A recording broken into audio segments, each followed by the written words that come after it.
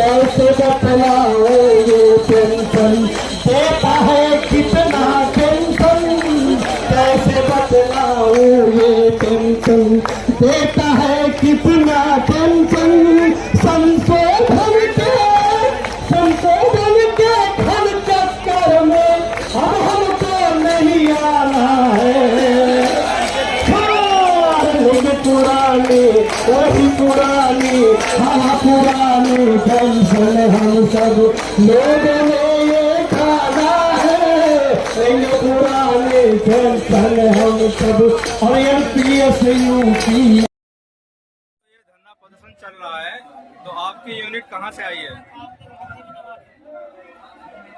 ये जो धरना प्रदर्शन है मैं आपको बताना चाहूँगी ये हमारी मजबूरी है।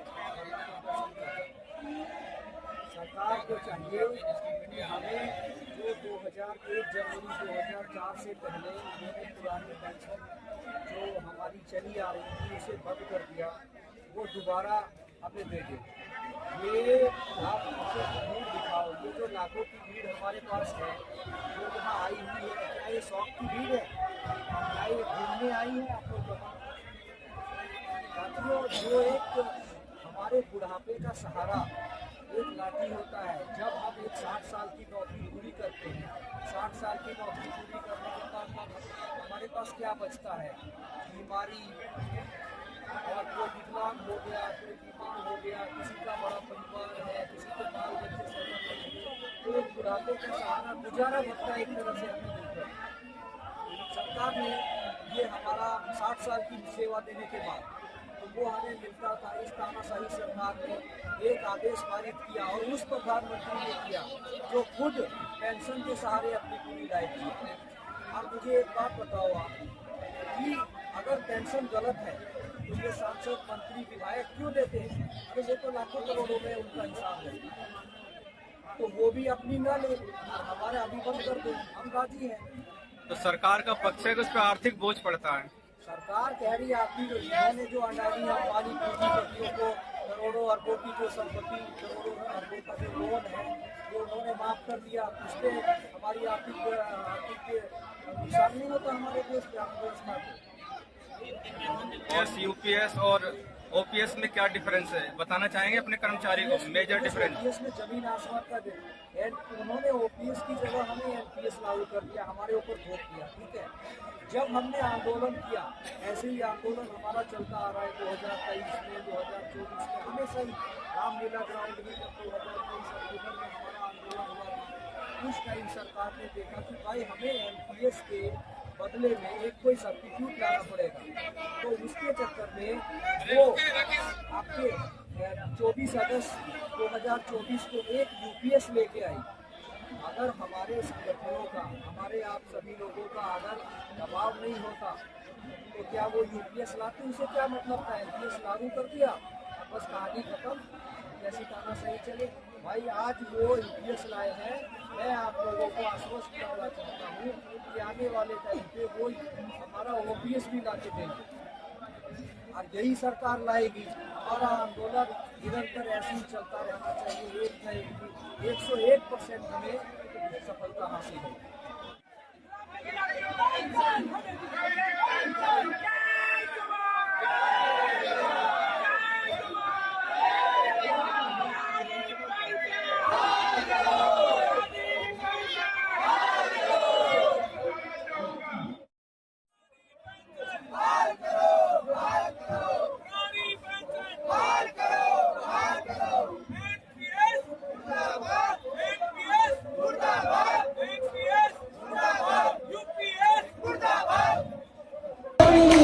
कैसे बतलाओ ये टेंशन देता है कितना टेंशन, कैसे बतलाओ ये टेंशन देता है कितना टेंशन।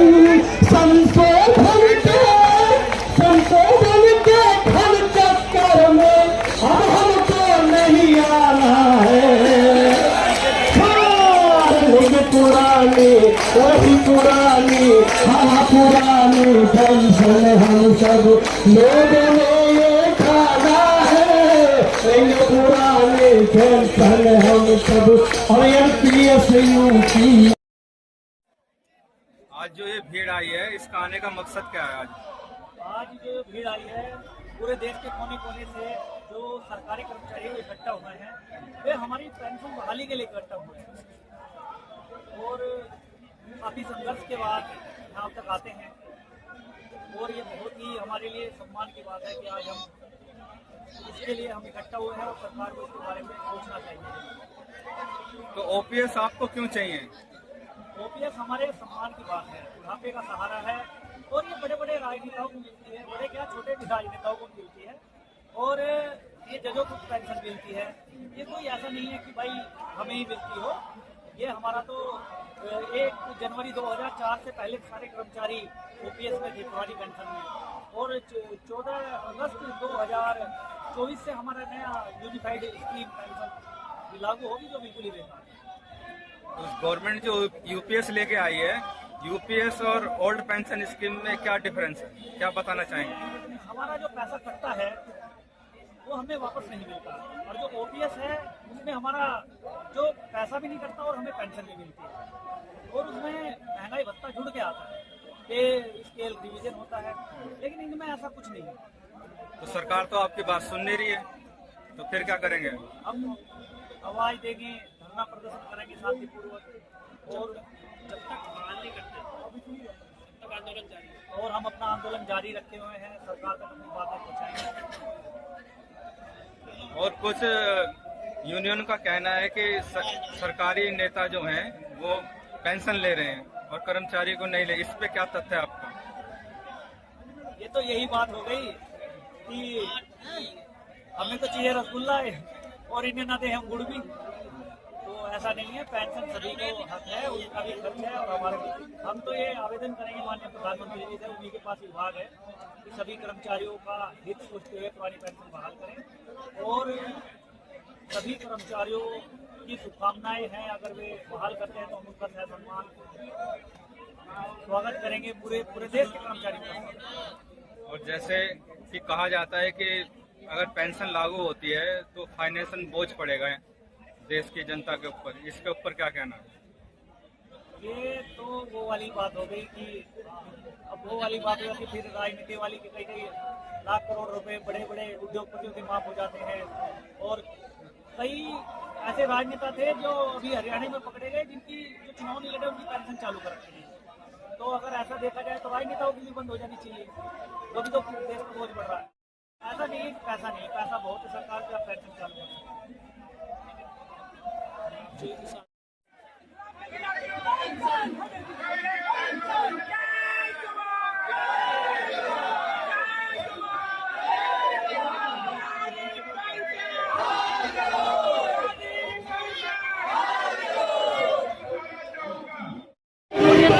जो नेता है कर्मचारियों को भड़का रहे हैं, इसलिए लोग ये विरोध कर रहे हैं। कर्मचारियों को भड़का सकते हैं जब जन सैलाब उतरता है, जब 2024 के अंदर में रामलीला मैदान के अंदर में उतरा और आज जंतर मंदिर में उतरा, तो यूनियन में 10 लोगों को लेके आते हैं। सैलाब तो खुद मोटिवेट होके आता है। ये लड़ाई घर घर की लड़ाई है, ये जो ओपीएस है घर घर की सिक्योरिटी का क्वेश्चन है, इसीलिए हर घर से लोग यहाँ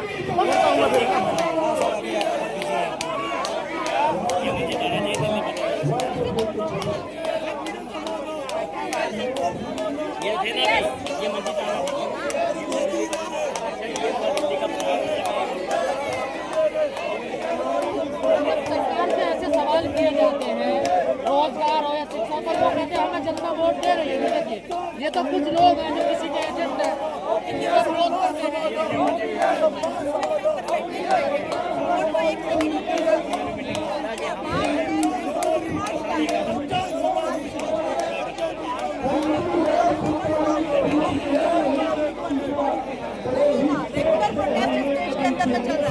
आंदोलन 2 साल चला, ओपीएस का आप देखिए प्रदर्शन कितने सालों से चल रहा है। ऐसे ही जो सुप्रीम से उनका पीआई के विरोध प्रदर्शन रेगुलर जारी है। तो मुझे लगता है कि वो गवर्निंग बॉडी के ऊपर में क्वेश्चन है कि जब कोई भी सेक्शन आपसे सेटिस्फाई नहीं है तो लोगों का विरोध निरंतर जारी है। आज का प्रोग्राम आपका रामलीला मैदान में होना था, तो क्या वजह रही जो प्रोग्राम नहीं हो पाया? देखिए वहाँ का परमिशन जो है वो डिलेड हो रहा था और प्रोग्राम को एक नियंत्रण तरीके से करने में बाधा आ रही थी, इसलिए जंतर मंतर को बाद में चुना गया। 2025 चल रहा है ना, 2025 चल रहा है। आज से आप संकल्प लेके यहाँ जाइएगा कि इस आंदोलन में हर व्यक्ति कम से कम 25 आदमी को जगाने और जोड़ने का काम करेगा। 25 आदमी को जगाओ और जोड़ो इस आंदोलन से। और आपको बताते हुए खुशी हो रही है, हम लोगों ने रामलीला के ऐतिहासिक मैदान में एक बड़ी ऐतिहासिक रैली किया। हम इस बार भी रैली करना चाहते थे रामलीला में, लेकिन पता नहीं क्यों शासन प्रशासन को एनएम ओपीएस की रैली को अखरती है। अखरती इसलिए है क्योंकि मैं पूछता हूँ, अभी आपके सामने धनखड़ साहब इस्तीफा दिए थे उपराष्ट्रपति पद से, वो इस्तीफा दे करके पता नहीं कहाँ चले गए, दुनिया उनको ढूंढ रही थी, वो पेंशन ढूंढ रहे थे। और धनखड़ साहब कह राजस्थान, हम पहले वहां के विधायक थे, उसकी पेंशन उपराष्ट्रपति की 2 लाख और सांसदी की 45,000, विधायकी की 32,000, 2.25 लाख रुपए धनखड़ साहब पेंशन लेते हैं। 3 लाख रुपए। सोचो आप, वो विधायक थे, सांसद थे, मंत्री थे, राज्यपाल थे, उपराष्ट्रपति थे। अगर उनको जरूरत है पेंशन की तो हम बहुत छोटे से कर्मचारी हैं, हमको ज्यादा जरूरत है। कैसे बतलाओ ये पेंशन देता है कितना पेंशन, कैसे बतलाओ ये पेंशन देता है कितना पेंशन। संशोधन के खल चक्कर में अब हमको नहीं आना है। पुरानी वही पुरानी, हाँ पुरानी पेंशन हम सब लोगों ने ये खाना है। पुरानी पेंशन हम सब और एमपीएस यूपी